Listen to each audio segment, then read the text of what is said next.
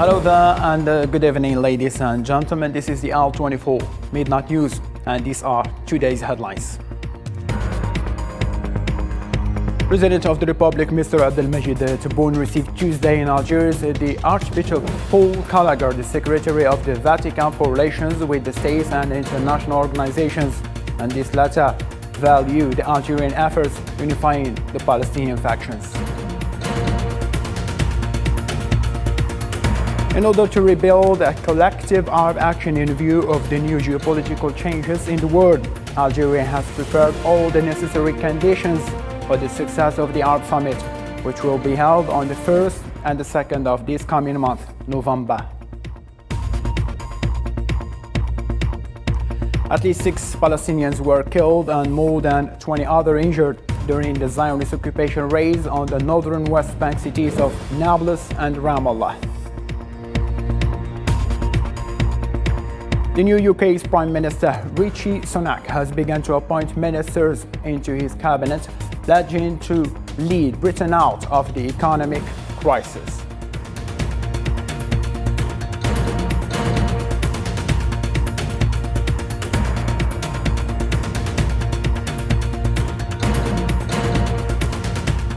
Hello again and welcome. I'm your host Abdulrahim Kashur, and those were today's top stories. First, from Algeria, President of the Republic, Mr. Abdelmajid Tebboune, received Tuesday in Algiers the Archbishop Paul Gallagher, Secretary of the Vatican for relations with states and international organization. Paul Gallagher valued Algeria's declaration and its support for peaceful coexistence between the Palestinian factions. Gallagher, on the occasion of the 50th anniversary of the establishment of relations between the two countries, restated that the Catholic Council's keenness and continued support for preserving peace in the world and the strengthening of cooperation on issues of common interest. I am happy to visit Algeria for the first time. It is an opportunity to present the highest expressions of friendship and peace from the Pope of the Vatican to all Algerian people who live on the land of freedom and dignity. Our world is sympathetic to peace, and to achieve this peace, everyone's efforts are combined in a world that is still affected by the repercussions of the health crisis. We must all develop effective mechanisms to maintain peace and put human dignity at the center of our decisions. Algerian Foreign Minister Mr. Mtala Mamra also received the Archbishop Paul Richard Gallagher, Vatican International Relations Secretary. Both officials hailed the historic relations between Algeria and Vatican. The complementarity that exists between Algeria's stances and the stances of the Vatican State on many international issues is important. My esteemed colleague has now mentioned the Vatican's appreciation for Algeria's declaration and for Algeria's role in reuniting the Palestinian brothers. We also cherish and salute the Vatican for their recognition of the State of Palestine, as well as the African continent and issues related to development in international relations. The King of Bahrain, Hamad bin Isa Al Khalifa, and the Sultan of Amman, Haytham bin Tariq, expressed their aspiration for the results of the Arab Summit in Algeria. This came in a joint statement published by the two sides after their meeting on Tuesday. The two sides also stressed on the need to reach a just and comprehensive solution to the Palestinian cause by establishing a Palestinian state on the basis of a two-state solution. As part of the ongoing preparations for the Arab League Summit scheduled for the 1st and the 2nd of November here in Algiers, the International Press Center is ready to provide high-quality media services for national and international press. More details in this report. To make the 31st session of the Arab Summit a success, Algeria provides enormous facilities to keep up with the event by assigning multimedia tasks to the Algerian International Press Center, not only to achieve success but to reach the highest standards of excellence and professionalism in all matters related to the proceedings of the Algiers Summit coverage. In preparation for the media coverage of the Arab Summit, the International Press Center provides journalists with all the logistical and technological needs in terms of communication and audiovisual to facilitate their tasks. Media spaces were equipped with the latest technology to keep pace with the Arab event and to put Arab and foreign media professionals at the best conditions to perform their tasks. The center offers many studios and TV sets for national and foreign media, as well as a large editing room equipped with all audiovisual editing techniques. At the event level, the Algerian International Press Center seeks to place Arab media professionals and other guests in a better compartment for better media coverage of the Algiers Summit, and that's through a variety of technicians and vast technical potentials. In the same line of that, Algeria has prepared all the necessary conditions for the success of the Arab Summit, with the aim of rebuilding joint Arab action in the light of the new geopolitical changes in the world. Zafrjani. Few days left for the reunification, and Algeria is putting its final touches to host the 31st session of the Arab League Summit early this November, which bears historical symbolism linked to the glorious Algerian Revolution. This summit will be a new station to support the Palestinian cause and Arab reunification, as well as an opportunity to discuss the files of Arab cooperation in various fields. The Arab League Summit in Algeria comes after 3 years of absence due to COVID-19 pandemic. It is held in light of a critical situation, globally and regionally. Therefore, hopes for the success of the reunification are high within the Arab world. احنا ما عندنا حتى خلفيه وراء هذا الشيء. الخلفيه الوحيده اللي هو لم الشمل تاع العرب، لان في السنوات الاخيره وقع تشرذم كبير ونزاعات بين العرب في بعضهم بعض. The Arab world is indeed going through difficult times. Thus, Algeria, with its diplomacy, geopolitical position, and credibility, seeks to reunify the Arab ranks on one position that outweighs the interests of the Arab countries by rejecting discord and hailing for consensus. For a better understanding in this matter, I'm joined live by Mr. Hamoud Salhi, Associate Dean of International Education at California State University from USA. Mr. Hamoud, hello over there, and thank you so much for being with us. A pleasure, thank you. Thank you ever so much. Mr. Hamoud, less than a week left for the 31st Arab Summit that will be held in Algeria, and the first preparatory meetings for this big event will start today, Wednesday, at the International Conference Center. So, in your reading, Mr. Hamoud, how do you see the Algerian government as well as the Arab countries' interaction with the ongoing preparation? I think it's an immense task to think of a conference or a summit meeting at this critical juncture where major problems are facing the Arab world, major divisions are facing the region, including the normalization of Israel of certain countries, the pandemic. All these issues are huge problems for the region, and for Algeria to be successful, to get the countries of the Arab world coming to attend this summit meeting speaks volume about the degree of preparation they have put into this. So we've seen this with diplomats, Algerian diplomats going to all nations in the Arab world, regardless whether Algeria has a relationship with those countries or not. And in that particular emphasis, in that particular note, they are representing, they see themselves as representing an Arab League or the Arab world. So differences between parts of this Arab world or countries did not matter. So yes, the task is immense. But the Algerians and the Arab League in this perspective have done well preparing for this summit. Perfect, quite understood. Mr. Hamoud, the Palestinian cause is at the forefront of the agenda of the summit, with no doubt. So, do you really believe that Algiers' declaration of the Palestinian factions in the middle of October will boost the Arab summit to assure success of this summit? Again, there is a perspective for this.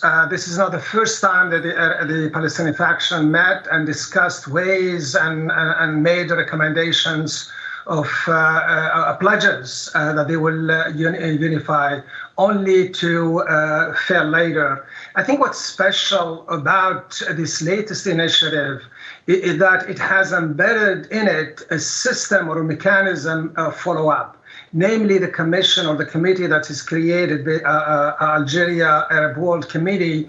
That committee intent is to follow up on the declaration and specifically to make sure that what they agreed upon is executed. More than anything else, it also looks, and hopefully this is what I haven't read the specific about the committee, but I'm just guessing that it will act as a mediating organization for intra-conflicts or conflict that may exist and are expected to exist between factions. Because it's easy to talk about, coming together in a summit meeting, and particularly in Algeria, who is known for its unconditional support for the Palestinian. So in that regard, what needed is a system whereby when there are conflicts, there is an organization that they go to. And for that matter, the Algerian Arab Committee is set perhaps to just do that. And also the respect that the Algerians, that the Palestinians have for the Algerians, the credibility that the Algerian diplomacy is getting, all this makes it, give us a strong hope that the Palestinians finally are on the path of getting back together and hopefully, hold the elections, the legislative and presidential in the near future, as they agreed in Algiers. Perfectly understood, Mr. Hamoud Salhi. You joined us live from USA. Thank you ever so much for this explanation. You're welcome, and thank you. Now to a different matter. 6 Palestinians, including a leader of rising militant group, were killed in a clash with Zionist forces during a military raid in the West Bank city of Nablus, which set off one of the largest firefighters in weeks. At least 20 people, including some militants and members of the Palestinian security forces, were also wounded in the same area. This Israeli escalation is crossing all the red lines with the Palestinians. They have killed 6 people in 12 hours in Nablus, and we urge the American administration to put enough pressure and serious pressure on this Israeli government to stop this escalation. This daily killing by the Israeli army for the Palestinians should stop immediately, and Israel is completely responsible for this escalation, and the American administration should move immediately before it's too late. The situation is very dangerous on the ground, and the promises of the American administration is not implemented so far since the visit of President Biden till now. Iranian President Ibrahim Raisi accuses the United States of wasting time instead of taking decision to relaunch the 2015 nuclear deal as part of negotiations between Tehran and the major powers.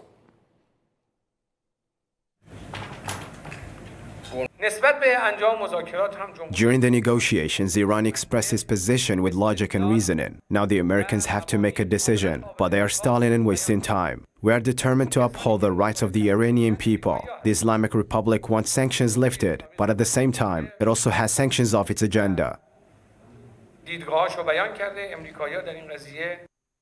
The senior UN official in Libya today informed the Security Council that protracted impasse of the executive branch government and a lack of meaningful action by relevant actors are further obstructing Libya's chances of holding inclusive, free and fair elections. Abdullah Batili also noted how the country's political deadlock has negatively impacted the security situation. Leading 55 women are serving, Madam President. Further, effort to resolve the remaining outstanding issues related to the constitutional basis for elections do not appear to lead to concrete action by the relevant actors, further delaying prospect for the holding of inclusive, free and fair elections aimed at ending the transition and reinstating the legitimacy of institutions.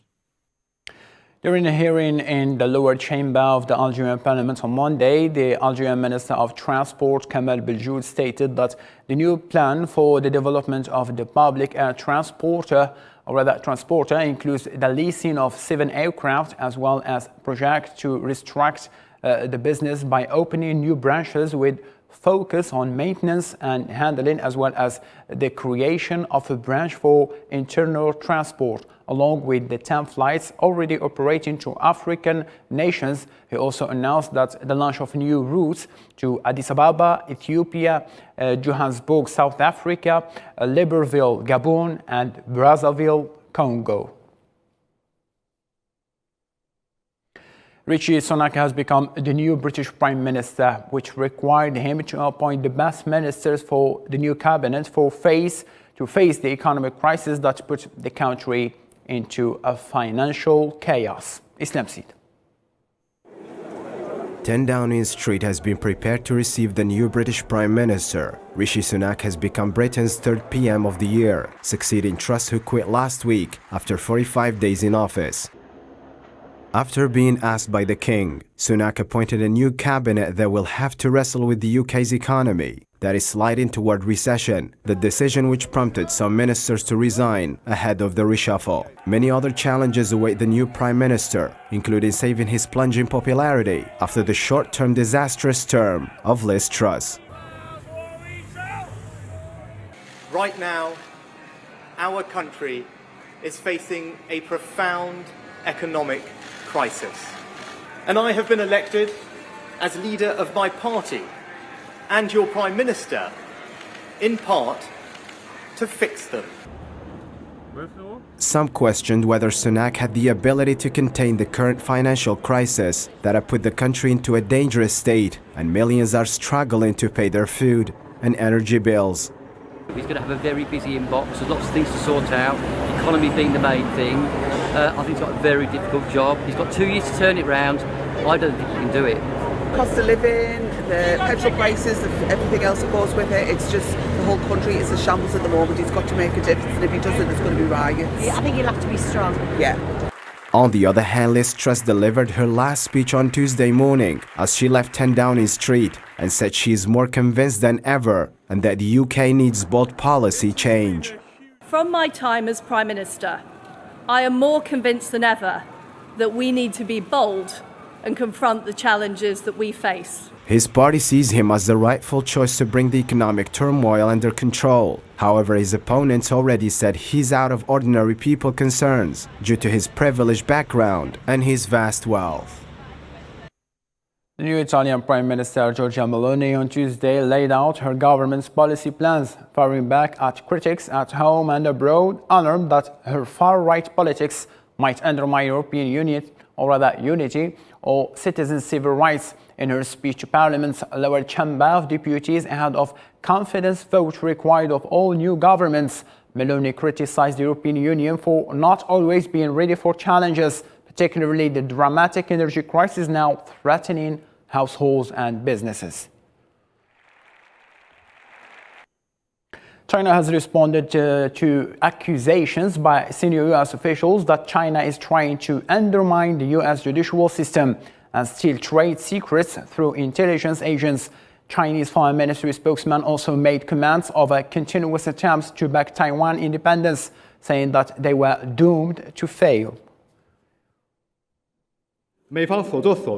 What the United States has done is contrary to the question and the rule of law, undermining the foundations of U.S.-China repression cooperation and damaging their own image. We urge these people in the United States to change their behavior and stop their baseless attacks on China. China will continue to protect the legitimate rights and interests of Chinese citizens. The Democratic Progressive Party authority has been confounding right and wrong. This only exposes their nature of seeking independence and separatism. I would like to stress there is no way forward other than unification for Taiwan. The DPP authorities' attempt to seek independence is doomed to fail. Russia and Ukraine continues the series of accusations of the detonation of a dirty bomb in Ukraine. Ukrainian officials have criticized the last Russian pledges that Ukraine has reached the final stage of creating a dirty bomb, stating that the Russian Federation is plotting for a false flag operation. Russia-Ukraine conflict is heading to a different stage of accusations between the two countries, as the last declarations of the Ukrainian Foreign Minister Dmytro Kuleba have pointed fingers at the Russian Federation of planning a false flag operation, Kuleba's accusations came after Russia claimed that Ukrainian forces reached the final stage of detonation for the so-called dirty bomb. The Ukrainian foreign minister also denied all the pledges of Russia, insisting that his country has no ability to build nuclear bombs. What is even more concerning is the persistence with which Russian officials pursue this false story. This makes us worried that Russia might itself be preparing to commit a crime which it tries to cover in advance by spreading this disinformation. We work actively with partners not only to counter Russian lies, but also to avert any possible Russian false flag operations. For his part, Russian President Vladimir Putin chaired a new committee tasked with boosting the delivery of weapons and supplies for his country's troops in Ukraine. Putin also considered speeding up decision-making in relation to the military campaign in Ukraine, affirming that the increase of coordination of government structures and regions was necessary for the current external and interior parts of the country. Currently, when we face the necessity to solve challenges related to the support of the special military operation more quickly, challenges related to the unprecedented restriction to the economy, we face them without any exaggerations. You know, we have discussed many times with many of you who are taking part in this meeting issues related to the necessity to renew all work in order to improve administrative procedures. The Ukrainian President Volodymyr Zelensky, for his part, continued in his series of accusations against the Russian Federation and its President Vladimir Putin. Zelensky considered the world to become a place where Russian nuclear blackmail a commonplace.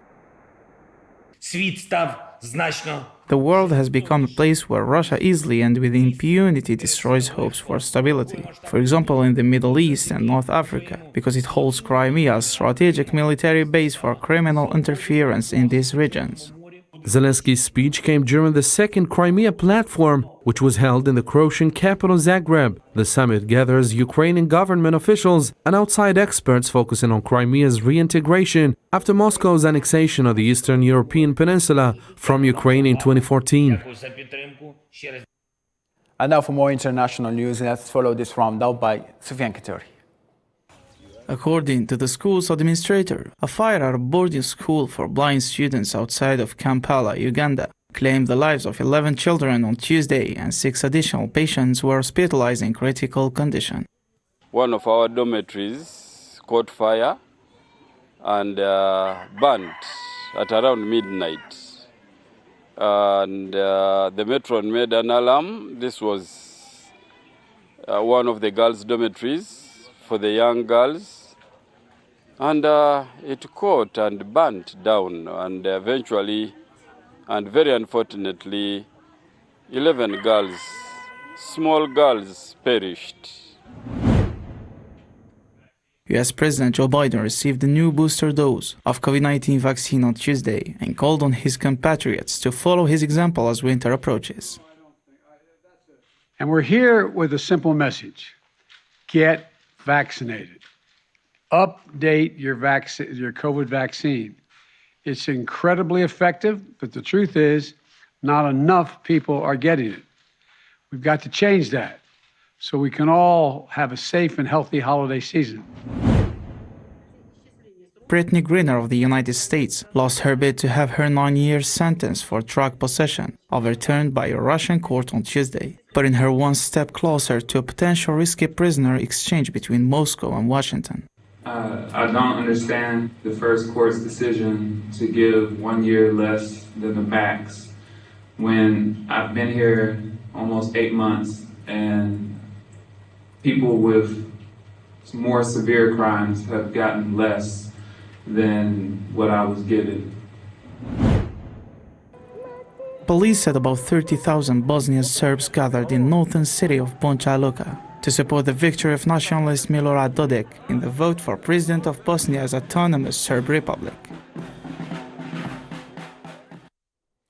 The ruling emir of Qatar blasted Tuesday's criticism of his country for hosting the 2022 FIFA World Cup and criticized an unprecedented campaign against the first Arab country to host the event. Since acquiring the World Cup hosting rights more than 10 years ago, Qatar has come under fire and scrutiny for, among other things, how it treats the gay community and migrant workers.